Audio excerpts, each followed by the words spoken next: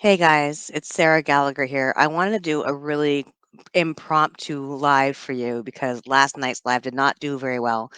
We had technical difficulties, and I wanted to do this live to for two reasons. First of all, as an apology for having the last one go as horribly as it did. I do intend on making a transcript for it, so or maybe even re-record it so you can actually see a lot of more of what I was trying to talk about because there was some gold in there, quite a bit.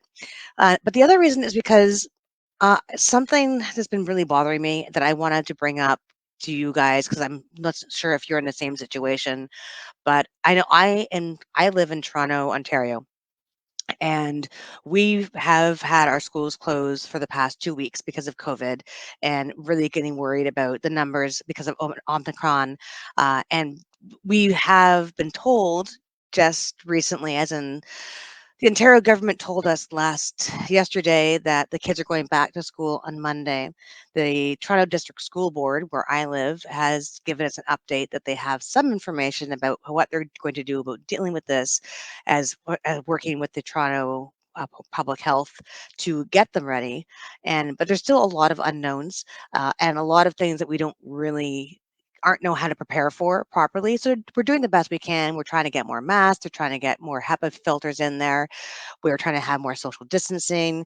But overall, the tensions are really high, and parents feel like they're at a crossroads about what they to do because it seems like either they keep the kids at home and where they're suffering mentally and they're suffering not being around their peers and they're suffering because it's just really hard to work on a screen, or they have to make a decision to bring them to school so they have that in class atmosphere, which is so very important, but at the same time you're kind of risking their physical health.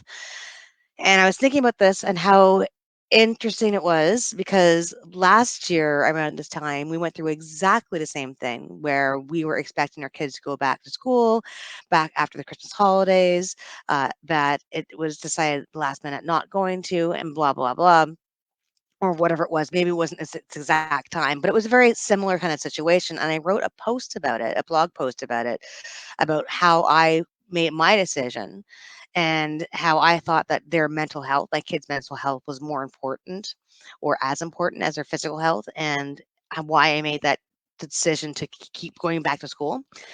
And I thought it was interesting and ironic and I don't know, kind of scary, the fact that here I am a year later and I'm at exactly the same crossroads. So, what I wanted to do is read to you the blog post that I reworked. I posted about it a couple days ago, but I wanted to do a live for you where I am reading it to you because I wanted to give you guys other opportunity to see me as a human being, as a real person, and talking about this as opposed to just some letters on a page. So, without further ado, here we are on our special impromptu live, and it's called Why My Kid's Mental Health Dates Back to School. So, my kid's mental health is the priority. Oh my goodness, it's been an extraordinarily difficult 2 years and with no end in sight. I originally wrote this post in 2021, and yet here I am again at this difficult crossroads. Should my kids attend classes in person this year? There are pros and cons to each point, and yet, no matter what each parent chooses, what is best for their family, there's still the condemnation that they're not being the best parent they can be. There's no right answer. Making the choice to allow your child to attend school should not be a life or death decision. Everything we do, every decision we make is made on the information known at the time, which changes on literally a daily basis. Knowing that this is an ever evolving crisis, it's likely we're all going to have to make this decision more than once this school year. And as we're talking about it right now, this really is what happened, isn't it? It's a year later. As I write this, I'm sitting back in the living room listening to my daughter's kindergarten Zoom class beside me as my daughter piles blankets over our ever patient cat, and my son is showing me his drawing instead of participating in his grade 5 virtual gym class. Last night after dinner, my kids were trying to get me to watch them play a computer game, but all I wanted to do was 20 minutes to myself, 20 glorious minutes before getting them ready for bed. That's all I wanted, but it was a struggle to get it. I find virtual schooling mentally exhausting, both for me and my kids. So I will be sending them back when the schools open again on Monday. Funny enough, I wrote about this exact same thing last year when we were going through exactly the same thing, which is why I was inspired to update this post and share it again. Parents' mental dance. If you're also weighing your options, remember that your kid's mental health is, if not more, important than their physical health. There is a great post from Mindstreet that breaks down the key points for why I decided to let my kids go back into the classroom as soon as they opened up again. Maybe it can help you in your making. Here's a snippet. There are a lot of things a parent has to consider when contemplating whether their children will return to public education. Once again, it's a mental dance between the lesser of two risks. Let's break them down into two separate lists. And they can read the whole entire article at mindspeaks.com. I'll put below where you can go to it. It really is a fantastic piece, and I highly recommend that you read it. Let me know what the comment below, or let me know what you got from it. Your mental health matters too.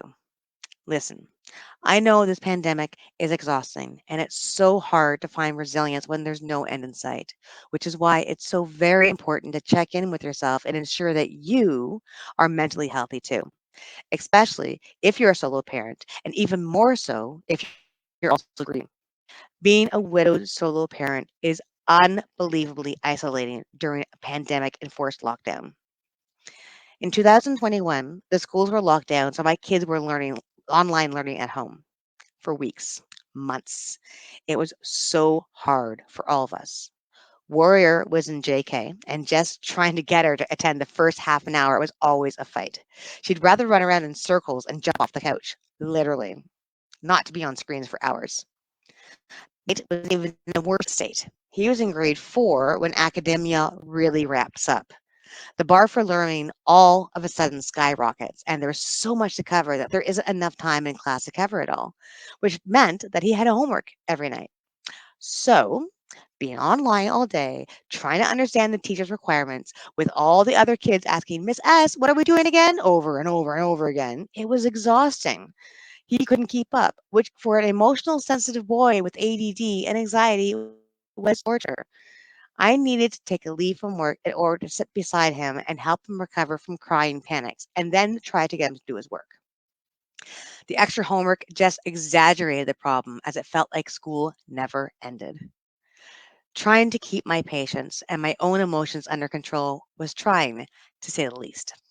Plus, once school was done and homework was somewhat tackled, I only had maybe half an hour before I had to start making dinner and then bedtime routines.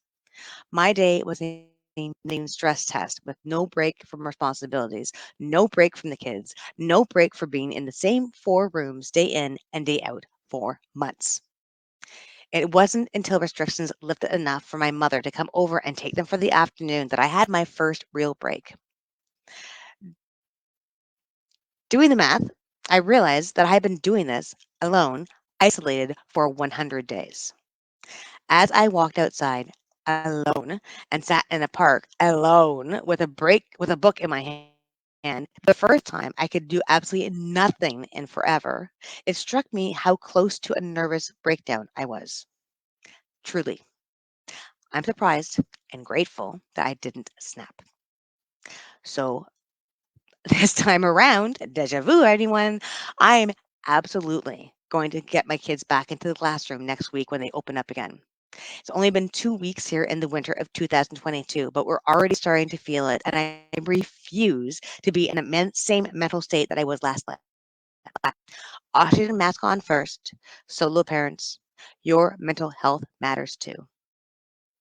I hope that helps. I hope that some of that has been ringing true for you. I hope that whatever decision you make, it's the decision that's right for your family and your loved ones, and that you need to do what you do to do.